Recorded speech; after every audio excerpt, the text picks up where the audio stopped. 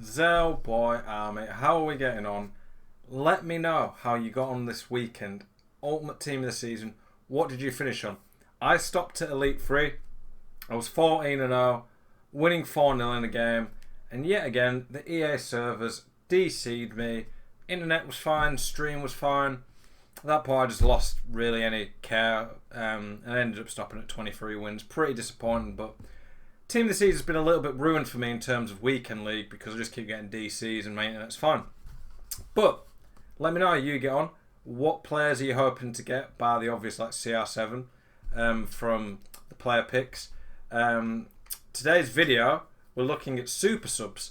Subs are an important part of FIFA, especially this year where pace off the bench, you do really notice it a lot more than previous FIFAs.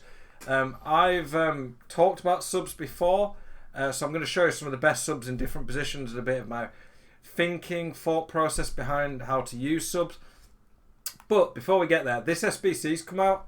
You have to do this one, man.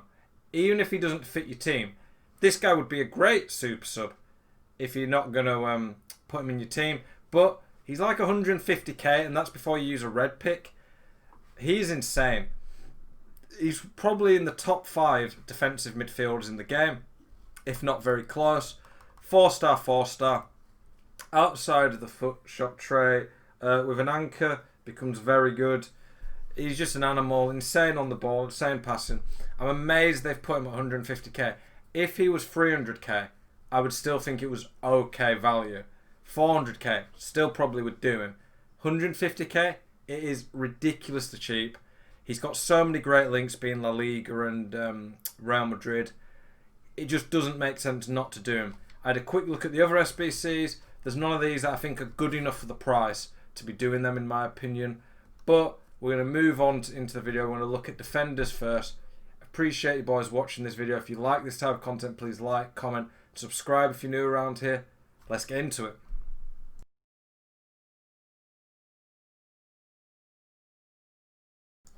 Okay, we're starting with the defenders.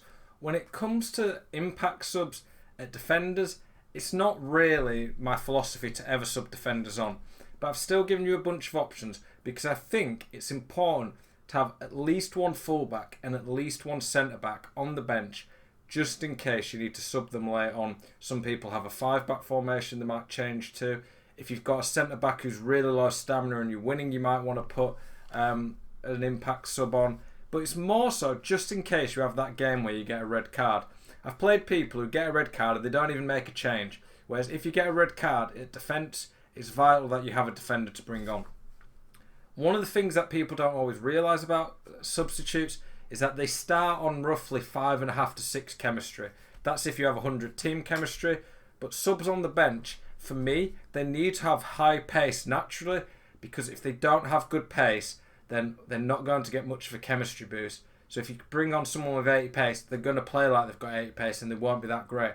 Whereas if you bring on a centre-back like Miles Robinson from the MLS, he's going to be really quick off the bench and be able to deal with opposition attackers. If someone's brought on like an Adama Traore or a really beastly sub that you're struggling to deal with, then having a really good centre-back later on might actually be a good call if you're struggling to hold that on and see out a game that you're winning. But someone like this guy is an absolute beast. All of the defenders that I've picked are under 50k because for defence, I don't think you want to be spending crazy money. You might have some red picks at this point of the game that are very good, but these are just some cheap, easy options. Mendy and Semedo are still quick, still pretty good physically. They're insanely cheap. Most of these options are so cheap because they're just from random leagues and hard to fit into your team. This Kim Min Jae, 6'3", great physicals, really quick off the bench, very good on the ball, even though he only has 49 dribbling. Without agility, he'll still be good. Jacobson from Wickham, I think. Yeah, he's from Wickham.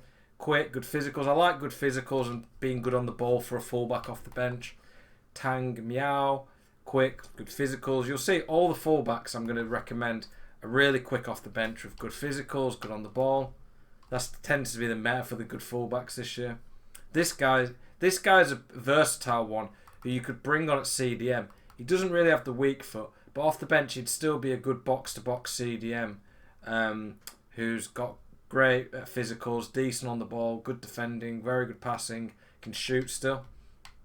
Valencia, one of the best fullbacks in the game even now, just hard to fit into your team, but a great impact sub. Jesse Corona, this guy could play in the attack, a very versatile one again.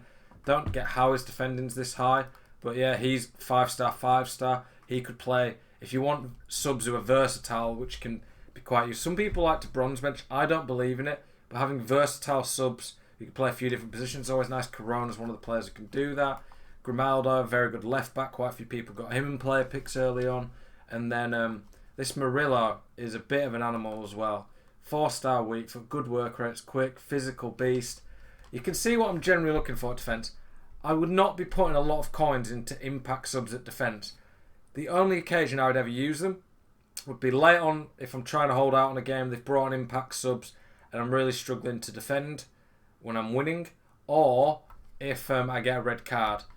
Generally, for subs, I tend to save them until as late as possible. In Rivals, you might want to sub at 60 to 65 minutes. In Champs, I try sub on like 70 to 80 minutes. If the game's going to go to extra time, I might even wait till extra time so they get an even bigger boost. But normally I will sub in the 4-2-3-1 a Lam, a Ram, and maybe a CDM. Sometimes a striker if my striker's tired. But having good defenders who can make a difference is still important.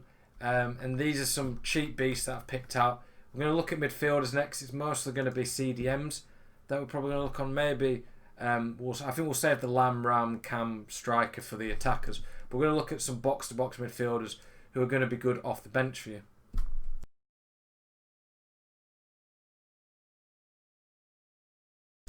Okay, here we are with the midfielders. For the midfielders, I'm more just in this bit just looking at CDMs or centre mids.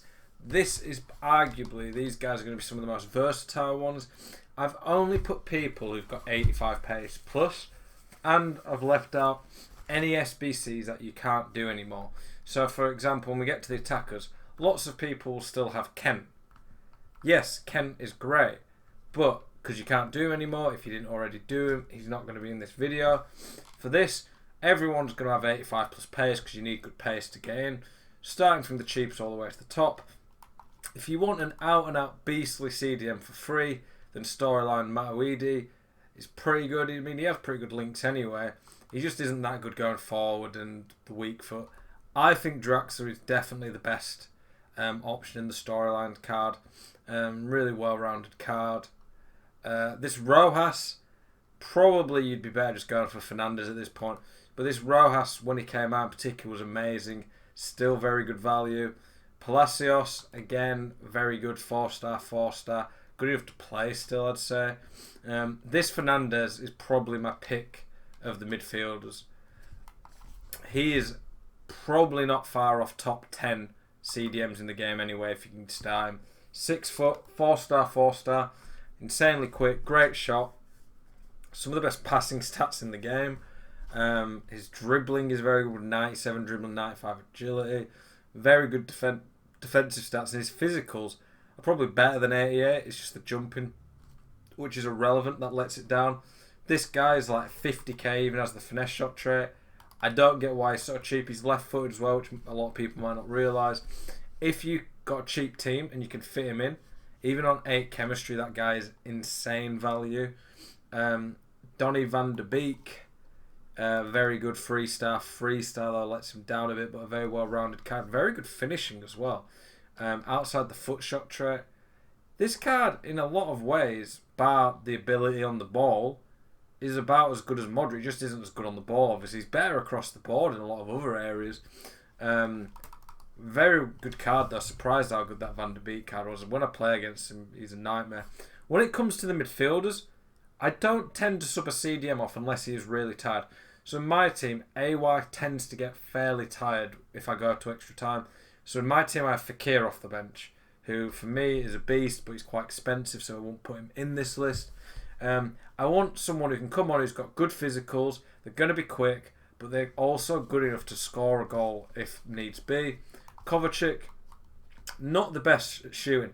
If this guy had an extra 15 shooting, he'd be one of the best CDMs in the game. he has everything else, the 4-star, 4-star. He suits the game other than he just can't shoot that well. Santi Cazorla, 5-star, weak foot's nice. You'd have to put him on stay back, I think, because of the high-low work rate. But he's a very well-rounded card, and I'm surprised how good his defending is. Kostic, the weak foot's not the best. But other than that, he's a bit of a beast off the bench. Insane pace, very good shot, quick, good on the ball, great physicals. He will do an amazing job off the bench for anyone. And just that 96 pace is going to make a huge difference. Joshua Kimmich, one of my favourite CDMs this FIFA. Again, you'd probably want him on stay back, but he might not be quite as good off the bench as some other subs just because his sprint speed's a little low. But he'll be very good physically still, very good on the ball, and he can shoot if a chance needs be. And we've already talked about this Modric, but this Modric is a baller. Ridiculous card. I don't really get how he's so cheap, but he is the best impact sub under 200k. If you're not going to start him, you should be starting really, but if you don't fit your team, he'll be great off the bench as well. So those are our midfielders. I tend to sub them on if I've got one tired one. Other than that, I would generally be looking to sub the Lam and Ram off.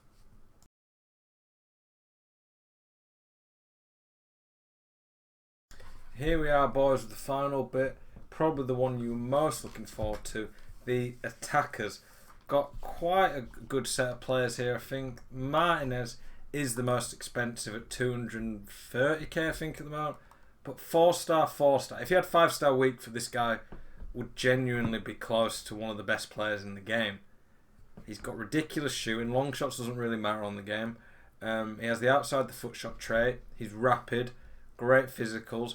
Great on the ball. Like, this card is insane. Off the bench, those physicals and pace, he'll be able to bully anyone, and he'll be a genuine, unreal impact sub, and not that expensive. The way I tend to look at attackers is I like to sub the Lam and Ram off, because that is where you tend to get more space to counter people down the lines. If my striker's getting tired, I will sub him off. I do like to have a 5-star weak foot though up front, just to be more unpredictable. Whereas Lam and Ram, you 3-star weak foot can still work. You just make the main things you want are pace, strength, and being good on the ball. So everyone in this team has at least 2 of those 3. Oh, this team, these players. Corona, like I said, at fullback. This guy can play anywhere. Quite cheap, but a very good option to bring on. Gaetan, maybe a bit off the curve now, but for a cheap option, he's still very good. Florian Kainz, one of the shapeshifters. Again, quite a few weaknesses, but off the bench for 30k, if you've not got as much to get a great impact sub, he's still pretty decent. Visca is crazy value. Like, this guy is really good off the bench. I've used him on my PS team. Has the outside the foot shot trait. He feels better physically than those stats suggest, but he's quick, amazing on the ball, can pass, and his shot's great. Ikone, pretty good at Ram off the bench, physically better than most people expect, and quick. I thought he had finesse shot trait. Munain, pretty decent cam to bring on, amazing on the ball. Shooting's a bit, I mean, he needs a dead eye really, which he obviously doesn't get when coming off the bench, the same boost, but still a pretty good card. Rafa, I hate playing against this guy. He's so annoying to play against, man. He feels really good on the ball, ridiculously fast. He finishes everything. Thankfully, he doesn't have great physical, and his weak foot's not 5-star. But 4-star, 4-star with these stats, like, he's crazy. One of the best impact subs in terms of value in the whole game. I think he's like 60k and he's just a monster. Simon, I think he's like 80k, but he's one of the best players in the game in terms of value. He's under 100k now then. 99 pace nearly. Good shot. Okay passing. Ridiculous on the ball. Very good strength. And he has that sacred 5-star weak foot. Off the bench as a striker in a cheap team, he'll be amazing. I played him for a while and started him and he was still good. Giovinco, Lam, Camo striker. Physically better than he looks with that 91 aggression. 5'4", he's going to be insane on the ball with those dribbling stats. He's got some of the best dribbling stats in the game. He's quick, got a great shot, and he's like 80k. I don't get why he's so cheap. Adama, I don't know. This guy is just different gravy. There's just something different about this guy. Like, it is ridiculous how good he is.